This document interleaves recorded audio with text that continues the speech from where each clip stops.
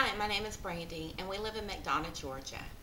Just 8 months ago, my daughter Ansley was diagnosed with Tourette syndrome at just 7 years of age. Initially, when she started doing different things, we thought it was just odd things that she did. She started out smelling her hands and taking deep breaths and deep sighs, or making tongue clicks at night when we would be watching TV. I would notice when she was getting ready for school in the morning that she would um, clear her throat a lot, or cough, but it was not like she would do that all the time. It would be more in stressful times, and I would find it concerning, but didn't think too much about it until she started doing a hard eye blink, or a strange kind of look with her eyebrows and her eyes that weren't really an eye roll, but just an odd kind of an expression.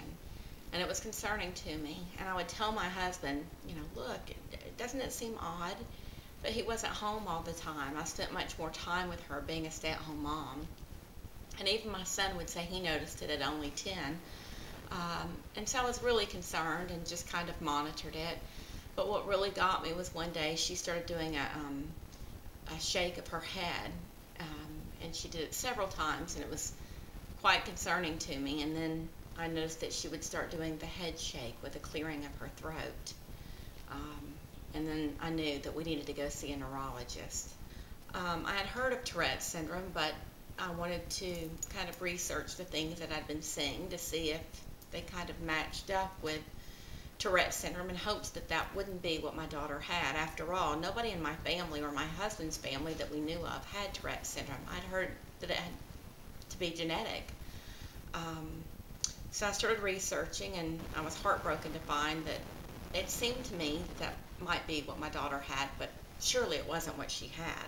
Then I mentioned to the doctor why, she might be doing these other things, and I had a list. I compiled a complete list of all the things that she was doing, vocal and motor, and he said to me, well, you've done your research. What was it you had discovered and thought that your daughter had? And I said, well, I can tell you what I hope that she doesn't have. And he said, and what is it that you hope she doesn't have?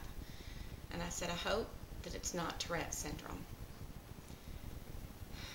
And the doctor said, I can tell you, your daughter does have Tourette syndrome.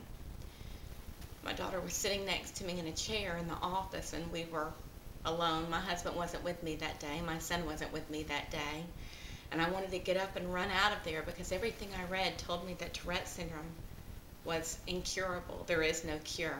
I knew it wasn't life-threatening, but this was something I couldn't take away. It was something I couldn't fix for my daughter. But I also didn't want to scare her, so I had to hold back the tears, and I couldn't cry. But I felt like I was being robbed. I felt like the life I had envisioned for my child may have been stolen from her. And while Ansley's tics are mild, she does have Tourette syndrome. And we do not know anybody in either one of our families that have Tourette syndrome. I had a lot of struggles with not knowing anybody that had a child with Tourette syndrome. I couldn't call up my best friend or neighbor and say, so, how's your kid coping? How are you coping? And that was hard for me, because I'm a very verbal person. I need to have that outlet, and I need to be able to talk about things. I need to talk through things. So it was tough. I scoured the internet. I scoured, bookstores and anything I could get my hands on to read and educate myself, because I felt like that's the only option I had. I wanted to educate not only myself, but I wanted to educate my friends, my family, my husband, anybody that I could, anybody that could listen. I felt very alone. I felt like nobody understood what I was going through, let alone what my child was going through, what my child might go through. And I felt like a lot of people just didn't get it. I still feel like a lot of people just don't get it. My daughter's tics are very mild, and many people don't get it because they don't see it, or they don't realize that the whistle that she may make when she just does a random whistle, or the cough, or the sneeze, or the clearing of her throat, or the sniff, or the wrinkling of her nose, they don't realize those are tics. They don't get it. They think she doesn't have Tourette syndrome because her body's not jerking uncontrollably. Or, oh really, well that's not a big deal.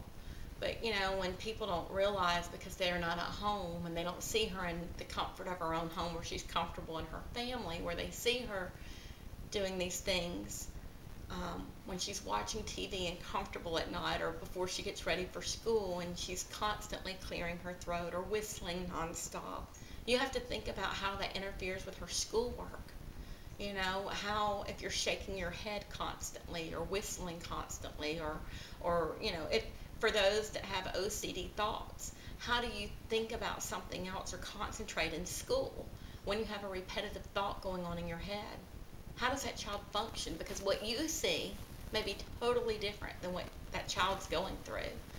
That's a big deal to me. It's a big deal because my child deals with it every day. And I said, well, Ansley, is there anything else that you feel like you have to do? And she said, well, I used to have to say things over and over in my head, and I couldn't get words and thoughts out of my head. As a parent, it broke my heart. But how could I not know? How could I not know that my child was having repetitive thoughts and it was bothersome to her? She even told me that she would tell herself, stop it, why do you keep doing that, just stop it. And then she'd have to repeat the word stop it over and over and over in her head. That was my 7-year-old telling me that. But she said it didn't happen when she was 7. She said it happened way before she was 7. How could I, as her mother, miss that? Do you know how you feel as a parent knowing that this is going on in your child's head and you can't fix it? And to know that you don't even know what's going on. It's horrible.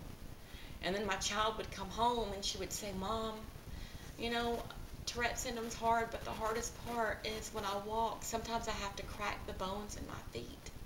And it hurts, and I can't stop.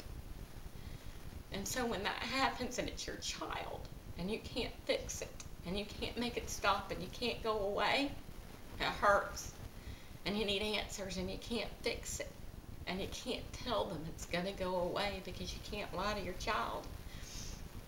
And then when it goes away, because they wax and they wane, you hope that the neurologist was wrong, and you hope that you were wrong, and you hope that it really wasn't Tourette syndrome, it was just this weird thing, that, oh, it's gone away, hopefully it'll never come back. And you hope and you pray, and then it comes back. Something comes back, whether it be the same one or something different. And then you have the times when they go away, and then you kind of realize, well, it is Tourette syndrome, but they go away, and you think, dear God, what's coming back? Is it going to be one worse than the last one? I've seen the videos of people with Tourette syndrome worse than my daughters. Are they going to get worse? I've heard they get worse around puberty. Is my daughter going to get it worse? So a lot of it for me isn't just about what my daughter goes through now. It's about what does the future hold for her. My daughter also suffers from ADD. She also has some learning disabilities. She has dyslexia. And she has some sensory issues. So I know she has some challenges, but I know that she's going to be okay. She's still the same little girl she's always been. I know that she's got the biggest cheerleader that she could have, because I'll be there, through it all for her. And she knows that too.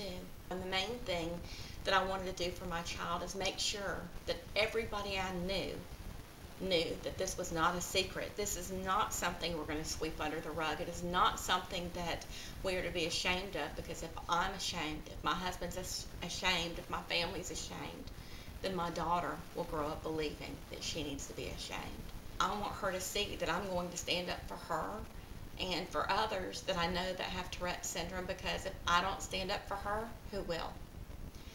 I want for others to know that it's okay to talk about it, and I want her to see that when I talk to others about Tourette syndrome, that other people don't gasp or look at her strange or treat her differently. Because if I